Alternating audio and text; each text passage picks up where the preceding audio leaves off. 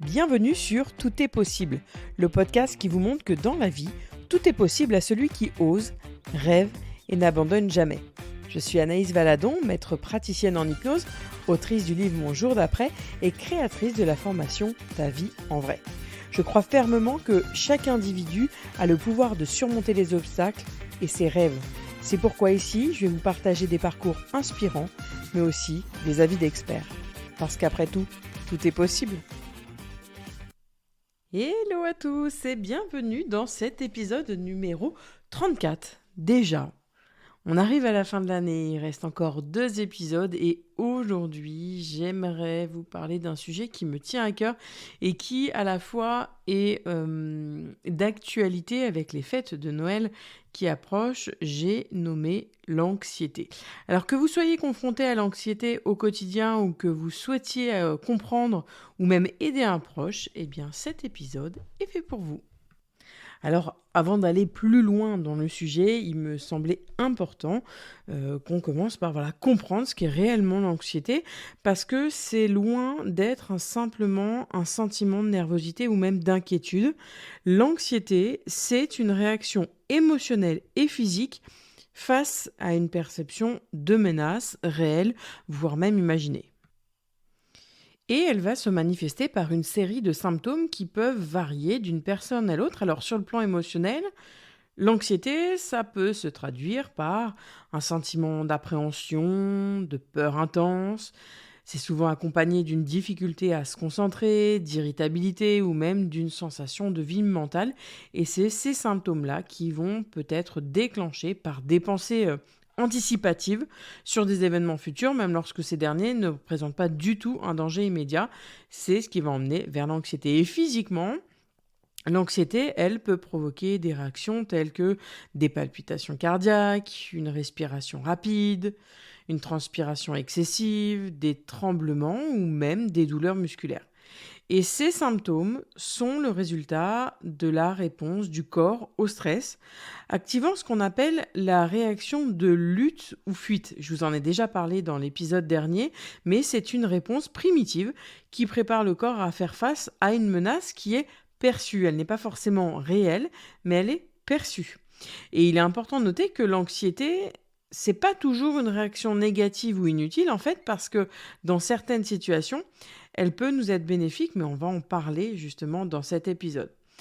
Lorsque l'anxiété devient chronique ou même disproportionnée par rapport à la menace réelle, elle peut réellement entraver notre quotidien et peut parfois même nécessiter une prise en charge. Donc c'est important pour moi aujourd'hui d'en parler, pour vous faire comprendre que vous n'êtes pas seul et que vous êtes capable, tout autant que n'importe qui, de vous sortir de cette situation-là, j'en perds mes mots, parce que tout est possible, réellement tout est possible.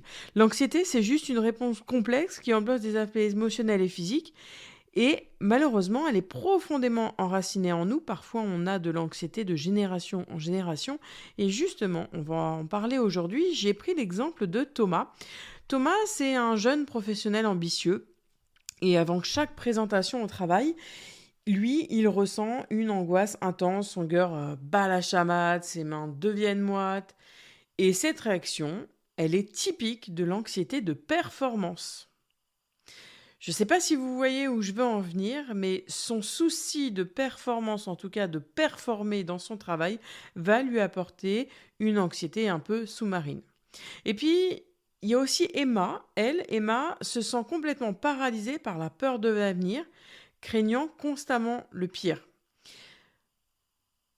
Ça devient de plus en plus le cas et de plus en plus tôt.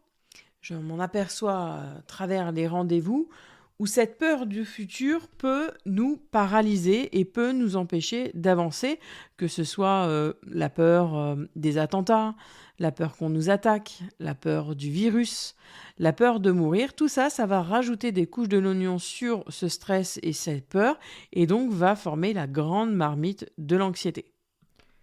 En France d'ailleurs, comme dans de nombreux autres pays, l'anxiété est un problème de santé mentale courant.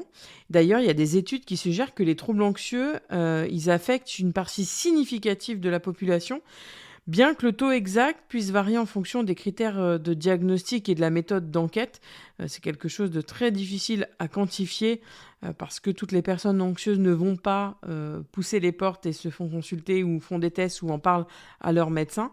Mais en général, on estime que les troubles anxieux, ils peuvent toucher environ 10 à 20% de la population à un moment donné, mais vous savez, hein, ces chiffres peuvent varier. Et pour obtenir des données précises à ce jour, vous pouvez aller consulter les sources fiables que j'ai consultées de l'Institut national de la santé et de la recherche médicale ou même d'autres organismes de santé publique en France qui donnent des chiffres très précis. Il faut savoir également que les troubles anxieux peuvent toucher des personnes dans toutes les tranches d'âge, mais il y a certaines tendances générales qui ont été observées. Premièrement, sans surprise, hein, on va y aller petit à petit, les enfants et les adolescents, parce que cette anxiété, en effet, elle peut se manifester dès la plus tendre enfance, qui sont souvent liés à des facteurs tels que, au niveau scolaire, les pressions sociales, mais aussi les changements hormonaux chez le jeune adolescent, le jeune adulte.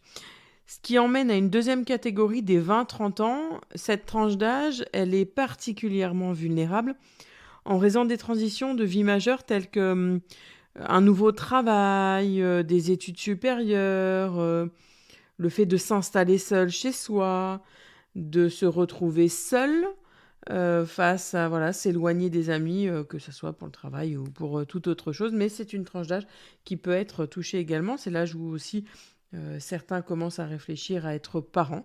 Donc ça augmente encore une fois ce risque d'anxiété. Ensuite, on a ce qu'on appelle l'âge moyen. C'est lié aux responsabilités croissantes liées à la carrière, à la famille, aux finances, à la peur de manquer et l'âge qui avance, ce qui nous emmène à la catégorie justement des personnes âgées et elle, c'est lié à tout ce qui est problèmes de santé, solitude ou même des changements dans leur environnement de vie, d'aller ailleurs, d'acheter un nouvel endroit dans lequel ça sera plus propice par rapport à notre état de santé. Alors vous voyez que l'anxiété peut toucher tous les tranches d'âge, mais elle peut aussi affecter des personnes dans presque tous les métiers, mais certains emplois peuvent présenter un risque plus élevé en raison de la nature du travail ou de l'environnement de travail, par exemple tout ce qui est profession de santé, médecin, infirmier, aide-soignante, tous ces professionnels de santé sont souvent soumis à un stress élevé, à des horaires qui peuvent être longs et irréguliers, et aussi ils ont une pression de prendre des risques critiques, donc ça peut ajouter une couche d'anxiété, et s'ils n'ont pas de moyens de décharge, en effet, ça rajoute des couches de l'oignon. Il y a aussi tout ce qui est enseignant, éducateur, le fait de gérer une salle de classe avec de plus en plus d'enfants, la pression des résultats, la pression des parents qui en attendent de plus en plus parce qu'ils ont de plus en plus au courant, et du coup, les élèves comme les professeurs peuvent être source d'anxiété. Il y a tout ce qui est service de secours, les pompiers, policiers, personnel service d'urgence. Voilà, c'est des situations qui peuvent être stressantes, voire parfois même traumatisantes, et qui rajoutent encore une fois une couche d'oignon à cette anxiété. Après, il y a tout ce qui est secteur de la technologie, des startups, dans le fait d'innover, d'avoir quelque chose de toujours nouveau, d'être toujours à la recherche de l'inédit. Et tout ce qui est aussi services financiers, juridiques, comme les avocats, les comptables, les professions de la finance, où on leur met la pression sur des échéances serrées, des responsabilités importantes. On leur met des sacs à dos. Mais ça ne veut pas dire que c'est parce que vous ne faites pas partie de cette liste-là que votre anxiété n'est pas valable. On peut être anxieux pour d'autres raisons, mais je vais en parler juste avant.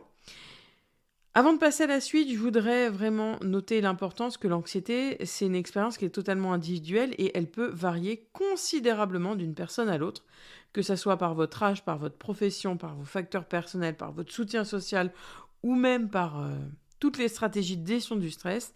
C'est important de comprendre que ce n'est pas un concours de qui est le plus stressé. Est-ce que ces exemples vous parlent ? Est-ce que vous êtes déjà trouvé dans des situations similaires ? Je vous invite, encore une fois, à vous poser la question. Nous sommes déjà dans la deuxième partie de ce podcast où je vais vous parler de cette étape cruciale dans la gestion de l'anxiété. c'est cette étape de reconnaître ces déclencheurs parce que ces déclencheurs, ils peuvent varier considérablement d'une personne à l'autre. Et je vous l'ai dit tout à l'heure, comprendre les vôtres me paraît essentiel. On va prendre un exemple, l'exemple de Marc. Pour lui, la pression au travail est un déclencheur majeur. Il se sent particulièrement anxieux lorsqu'il doit respecter des délais serrés ou faire face à des attentes élevées. Et lui, on le voit bien dans cette situation, c'est des événements qui viennent de l'extérieur et qui viennent l'oppresser, qui viennent se mettre sur lui et qui vont provoquer cet état. J'essaye de trouver une image en même temps, c'est un petit peu comme si, dans le cas de Marc, il versait de l'eau bouillante sur lui. Voilà, ça va le brûler, ça va le tendre, et donc du coup, ça va augmenter son état de stress. Et si on parle de Léa, elle, qui se trouve dans des relations personnelles qui sont les déclencheurs de cette anxiété, parce que elle s'inquiète constamment de l'état de relation avec sa famille, ses amis. Est-ce qu'elle fait bien? Est-ce qu'elle dit bien? Est-ce qu'elle parle bien? Est-ce qu'elle en a pas trop dit? Est-ce qu'elle a assez dit? Est-ce qu'elle n'a pas fait du mal? Est-ce qu'elle a assez appelé? Bref, tout un tas de questions qui font qu'elle craint les conflits ou les malentendus. Est-ce que pour vous, les interactions sociales ou même les relations personnelles, c'est des moments qui déclenchent votre anxiété ou est-ce que vous apercevez finalement que c'est un déclenchement extérieur qui fait que votre anxiété s'éveille? Je vous invite toujours à vous poser la question. Ce podcast est vraiment là fait pour ça.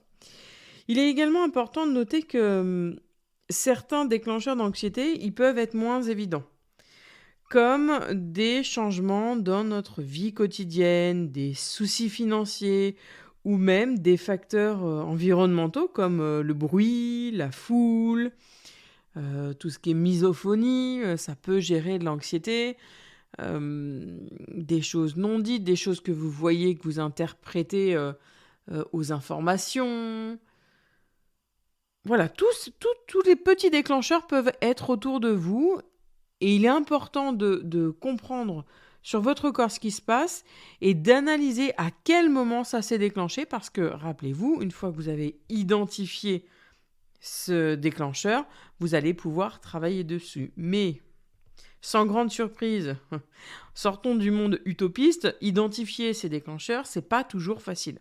Ça demande une introspection et parfois, il est important d'aller consulter un professionnel de santé. Que ça soit de l'hypnose, que ça soit de la sophrologie, que ça soit de la kinésiologie, que ça soit le psychologue, bref, tout professionnel de santé peut vous aider justement dans cette introspection. Parce qu'une fois que vous allez commencer à reconnaître ce qui déclenche votre anxiété, vous allez pouvoir commencer à élaborer des stratégies pour y faire face. Par exemple, si les réunions de travail, c'est un déclencheur, vous allez pouvoir vous préparer à l'avance des stratégies de relaxation, de cohérence cardiaque, de yoga pour gérer votre stress, pour l'écouter et pour le comprendre. Alors maintenant qu'on a évoqué l'identification déclencheur dans l'anxiété, on va pouvoir parler des stratégies complètes pour gérer l'anxiété au quotidien. Et ces techniques ont aidé de nombreuses personnes, y compris celles que j'ai eu le plaisir d'accompagner en consultation ou lors d'un boost. Je vais vous en parler, mais bien évidemment, je fais un rappel, n'hésitez pas à aller consulter un professionnel de santé ou m'envoyer un petit message, je serais ravie et honorée en tout cas d'échanger avec vous. Premièrement, on peut parler de tout ce qui est respiration profonde, méditation, parce que ce sont de véritables outils puissants. Julie, elle, c'est une étudiante que j'ai aidée aussi via les réseaux sociaux. Elle a commencé par la méditation chaque matin pour gérer son anxiété avant les examens. Donc là, on est sur de la gestion de surface. Ça lui a appris à se concentrer sur sa respiration, à calmer son esprit, et ce qui lui a permis de mieux gérer la pression des examens. Mais elle a eu envie d'aller plus loin, donc elle m'a demandé conseil, et en effet, je l'ai dirigée vers un boost pour aller chercher l'origine de cette anxiété. Et à travers cette séance, elle a pu aller chercher, encore une fois, l'origine, elle a pu comprendre, et depuis, ça va beaucoup mieux. Donc vous voyez que la respiration, la méditation peut vous aider si vous sentez l'attaque de panique arriver. Par contre, si vous avez besoin d'aller chercher l'origine, il est possible d'aller le travailler en hypnose. Je vais prendre aussi l'exemple de David. David, c'est un père de famille qui a découvert l'hypnose lors d'une consultation. C'est sa femme qui l'avait envoyé, je me souviens. Et il avait tendance à se sentir un peu submergé par les responsabilités à la fois familiales et professionnelles. Et il n'arrivait plus à gérer. Et donc, on a travaillé sur cette anxiété, sur ce manque de lâcher prise. Et à travers cette séance, on a pu aller découvrir l'origine de cette anxiété. Alors, je ne vous dévoilerai pas ici par souci de confidentialité parce que je ne lui ai pas demandé l'autorisation de dévoiler l'origine. Mais en tout cas, vous voyez qu'il est possible d'aller à travers l'hypnose, d'aller chercher l'origine d'une anxiété pour vous en débarrasser. C'est pas parce que vous êtes anxieux à un moment de votre vie que vous allez être anxieux toute votre vie. Il est possible de l'écouter, de le guérir et d'avancer avec. Ça ne vous empêchera pas de faire de la respiration profonde ou de la cohérence cardiaque quand vous en sentez le besoin, mais sachez que vous pouvez vous en débarrasser durablement. Il y a une autre stratégie efficace qui est la tenue alors, moi j'allais dire du journaling, mais en tout cas d'un journal. Vous le savez, si vous me connaissez, je cesse de le répéter, de le conseiller. Et c'est à Sarah, une autre patiente, qui a mis en place dans sa routine ces petites choses-là. Et elle a noté tous les jours et tous les soirs ses pensées, ses inquiétudes. Et ça lui a permis en tout cas de démystifier toutes ces peurs qu'elle avait pour les gérer plus facilement quand elle voyait qu'il y en a qui revenaient sans cesse. Elle voulait aller voir, voilà. Par exemple, dans son cas, c'est j'avais des crises d'angoisse où j'étais anxieuse dès que j'avais ma mère au téléphone. Et le fait d'écrire, elle a remarqué que c'était à chaque fois qu'elle avait eu sa mère au téléphone qu'elle faisait des crises d'angoisse ou qu'elle n'arrivait plus à gérer. Et écrire, ça lui a permis de clarifier ses pensées et de mettre en place des stratégies efficaces pour gérer ses craintes, pour les écouter et pour les comprendre. Vous avez aussi la stratégie, mais je l'ai déjà dit et je crois que je le répète depuis plusieurs épisodes, de l'activité physique régulière pour gérer votre anxiété. Attention, le but n'est pas d'aller vous mettre dans le mal pendant une séance de crossfit ou de course à pied ou d'un autre sport cardio. Le but est de vous reconnecter à vous-même. Si vous êtes dans l'objectif de dire « Allez, je vais faire une grande séance de sport à en vomir », c'est souvent que vous rajoutez une autre couche de stress et vous cachez quelque chose. En fait, c'est un petit peu comme si vous mettiez du fond de teint sur un bouton. Le bouton est toujours là, il va peut-être même s'infecter si vous mettez trop de fond de teint, mais en tout cas, c'est pas forcément la bonne stratégie. Par contre, prendre le temps de faire quelque chose qui vous reconnecte à vous dans cette activité physique, que ce soit la marche, le yoga, le vélo, la natation, dans le moment où vous mettez pas, vous mettez pas une rase dans le sport, vous allez pouvoir justement vous libérer de cette anxiété peu à peu. C'est le cas de Marc. Marc, je l'ai accompagné à travers les boosts. Et lui qui a intégré le jogging justement dans sa routine quotidienne. Alors quand je dis jogging, c'est pas le fait d'aller courir un marathon, c'est le fait d'aller courir ou marcher plus d'une demi-heure, entre 30 et 40 minutes. Parce que l'exercice physique, il va libérer des endorphines, les hormones du bien-être, et ça va aider à réduire le niveau de stress. Alors, je vous invite à réfléchir à une activité qui pourrait vous aider, qui pourrait vous convenir. Et si vous n'avez pas d'idée, j'ai créé un boost sur le sujet pour trouver le sport qui vous conviendrait. Alors, ces stratégies, ce sont quelques exemples parmi tant d'autres. Je fais des formations au cabinet sur le sujet où là, je donne toute ma liste de tout ce que je connais et de tout ce qu'il est possible de faire. Mais dans le podcast, sinon, ça durait trop longtemps. Mais en tout cas, voilà, je vous expose certains qui fonctionne le mieux. N'hésitez pas à expérimenter différentes techniques et à chercher de l'aide si nécessaire parce que il est important de vous rappeler que vous n'êtes pas seul dans cette lutte-là, dans cette lutte d'anxiété et qu'il est important de vous faire aider, de vous faire accompagner. Dans cette dernière partie, j'aimerais appuyer un aspect crucial dont l'importance du soutien et de la thérapie. Parce que trouver de l'aide, que ce soit auprès d'amis, de la famille ou même de professionnels, c'est un pas important vers votre gestion et compréhension de l'anxiété. Si on reprend le cas de Sarah, c'est une de mes patientes, elle souffrait d'anxiété sociale et ce qui rendait les interactions quotidiennes extrêmement difficiles pour elle. Et c'est grâce à l'hypnothérapie qu'elle a pu explorer les racines, le pourquoi de son anxiété, et elle a pu mettre en place des stratégies pour surmonter. Et donc, on l'a fait ensemble, toutes ces choses-là. On a été chercher l'origine et ensuite, on s'est posé et on a élaboré un plan, toutes les deux, pour voir qu'est-ce qui pourrait fonctionner pour elle. Maintenant, vu qu'elle comprenait d'où ça venait, vu qu'elle avait pris le temps de se poser et d'écouter son anxiété et d'écouter ce qu'elle avait à dire, on a pu mettre en place un plan solide, durable et réalisable qui lui a permis de se libérer totalement de son anxiété. Alors attention, le soutien ne se limite pas à la thérapie professionnelle, psy, hypnose, sophro, etc. Parce que le fait aussi de parler de vos expériences avec des amis qui vous avez totalement confiance ou même des membres de votre famille, ça peut avoir un bénéfice que l'on met de côté en fait et qui est un bénéfice, pardon, je reviens sur ma phrase, mais un bénéfice non pas des moins négligeables. Et le simple fait de partager vos sentiments et même vos inquiétudes, ça peut alléger votre fardeau. Qui n'a pas déjà parlé à une copine parce que ça allait pas et en fait dès le lendemain ça allait mieux parce que hop, on a lâché ce qu'on avait à dire. Pour imager, c'est un petit peu comme si vous aviez un sac à dos tout le temps sur le dos et que d'un seul coup vous décidiez de déposer le sac à dos. Ah, tiens, c'est moins lourd d'un seul coup, ça fait moins mal au dos. C'est exactement la même chose. Alors, je vous invite vraiment à vous livrer aux autres si vous en ressentez le besoin ou si vous vous sentez en confiance. Il y a aussi une autre chose qui existe, c'est les groupes de soutien qui soient en présentiel, soit en ligne, mais ça peut être une ressource précieuse parce qu'ils offrent un véritable espace où vous pouvez rencontrer d'autres personnes qui vivent des expériences similaires. Parce qu'entendre des histoires des autres et même partager la vôtre, ça peut avoir cet effet libérateur. Il m'arrive d'en faire au cabinet. Si vous avez un sujet précis et que vous n'êtes pas loin, n'hésitez pas à me faire part de ce que vous souhaitez travailler.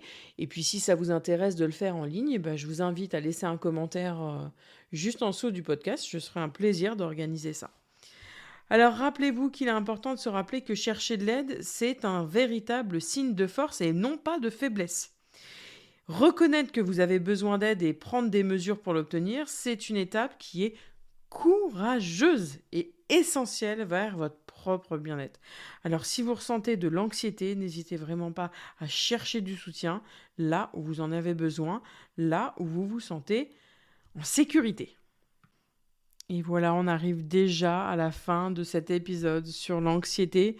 Je vous remercie d'avoir été avec moi aujourd'hui pour cet épisode consacré à cette gestion de l'anxiété. J'espère que les informations, les stratégies partagées vont vous être utiles dans votre parcours, vont vous être utiles pour comprendre les gens autour de vous.